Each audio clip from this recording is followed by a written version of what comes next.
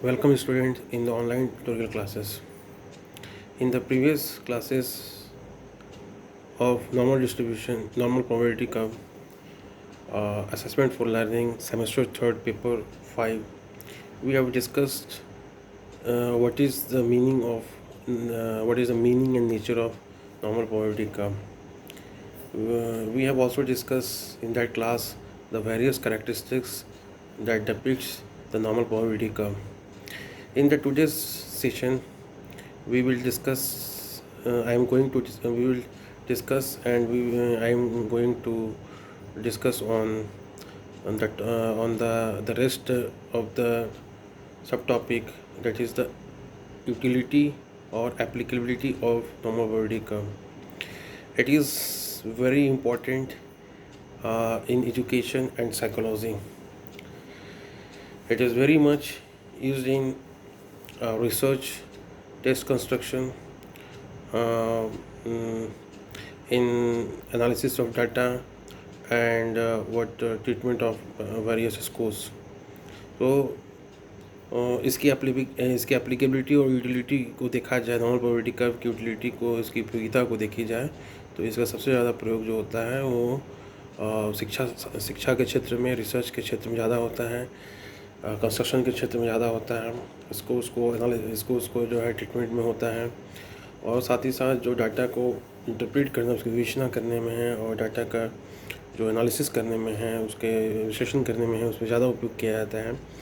So now we will discuss step the very discuss the uh, elaborately on the application of normal probability curve. Anything प्रसामान्य संभाव्यता वक्र, प्रसामान्य संभाव्यता वक्र की उपयोगिता की चर्चा करेंगे. जिसमें जो पहला उपयोगिता है वो है, it is very much use to convert the raw scores into the standard scores.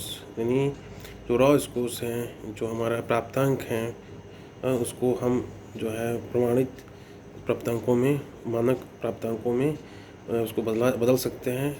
इस प्रकार बदल सकते हैं, जैसे सपोज की जाए कि Z score, that is what a standard score. Z is a standard score from the statistical point of view.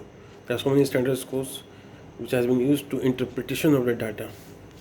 Here also, most of the raw score has been converted to a standard score, and that is standard score is suppose Z score, that is Z is equal to X minus M divided by sigma, where M is the mean of the whole distribution of the scores, and sigma is the standard deviation of the total scores, while X is the any value of the score.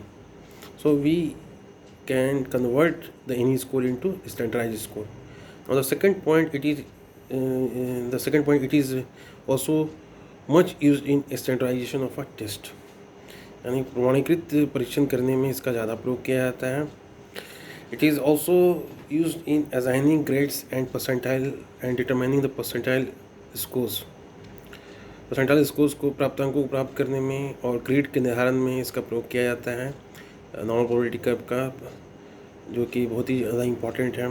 It is also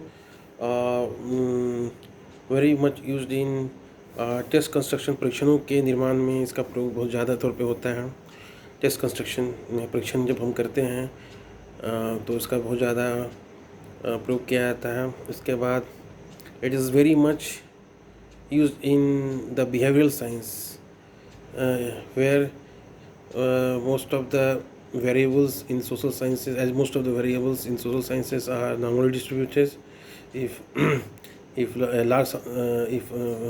large samples are taken, जितने भी व्यवहार वाले विज्ञान, जैसे मनोविज्ञान हुआ या social science हुआ या आपको जो है एजुकेशनल रिसर्च हुआ, इन सब चीज़ों में education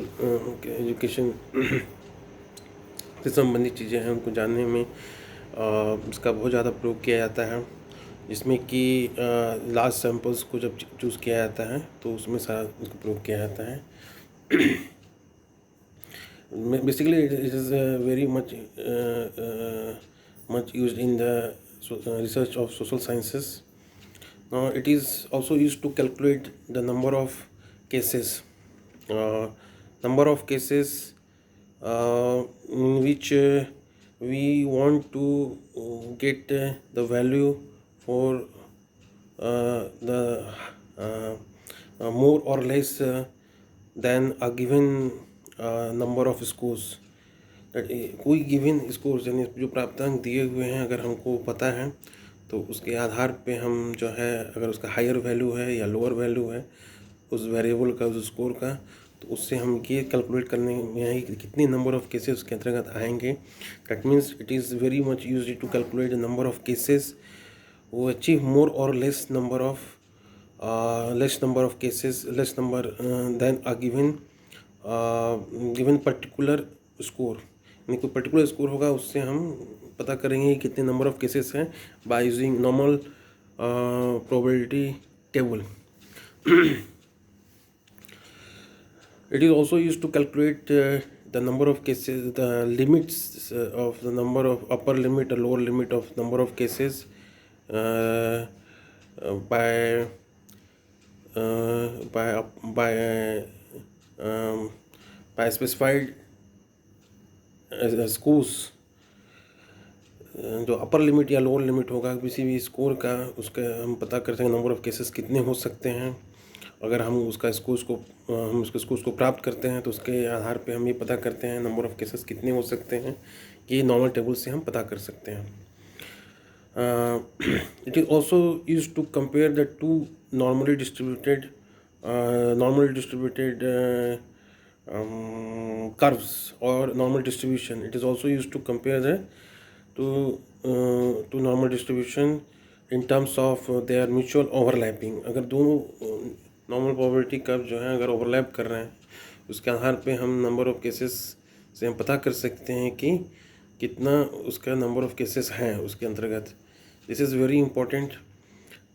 These are some of the important applications which are very much used in analysis of data, analysis and interpretation of the data. Normal probability curve का यूज़ टेस्ट कंस्ट्रक्शन में तो है ही है, उसके अलावा एनालिसिस पॉइंट ऑफ व्यू से है जो मैंने पहले मेंशन किया हुआ है, जो उसके विश्लेषण करने के लिए उपयोग किया जाता है.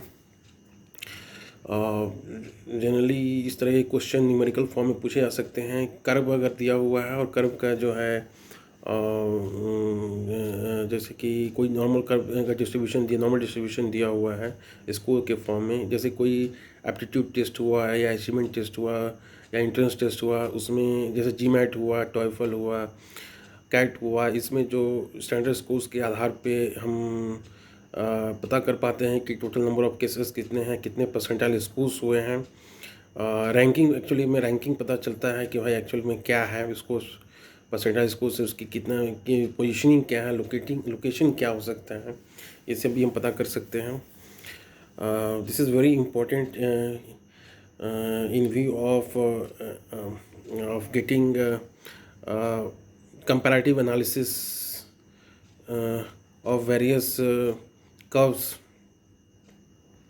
So in the previous classes and this classes, the two classes are come under the online video lecture as a normal probability curve. So keep watching, and if you have any doubts then tell me.